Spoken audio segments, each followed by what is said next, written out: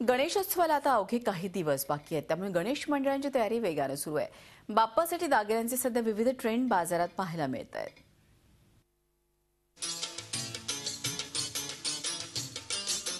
गणरायाच्या विविध देखण्या मूर्ती ही गणेशोत्सवातली शान।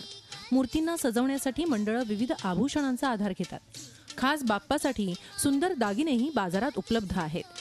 गिरगाव इथं राहणारे नाना वेदक गेल्या 23 वर्षांपासून बाप्पासाठी विविध दागिने तयार करतात। सोन्याच्या दागिन्यांची मागणी गेल्या काही वर्षात वाढल्याचं ते सांगतात।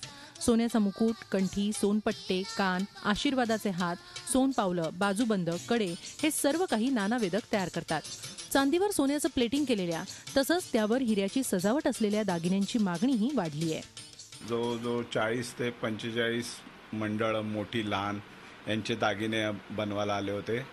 यावेळी विशेष म्हणजे कोणाचे शतक महोत्सव, कोणाचे अमृत महोत्सव असल्यामुळे खूप मंडळांनी स्वतः वर्गणी काढून पैसे जमून मुकुट, प्रभावळ आणि सोनपावलं वगैरे मंडळाच्या ऑर्डर्स यायला होत्या भरपूर।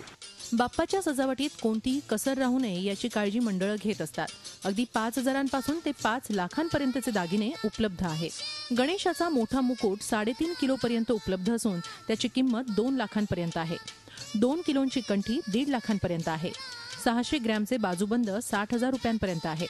तर सोन्याचे कान, सोन्याचे पाय साधारणतः 30 ते 40 हजारांच्या घरात आहेत। दागिन्यांनी सजलेल्या बाप्पाचं रूप पाहायला सर्वच भक्त आतुर झालेत। मंडळांची तयारी जवळपास पूर्ण झाली आहे। अनेक ठिकाणी बाप्पा आधीपासूनच मंडपात विराजमानही झालेत।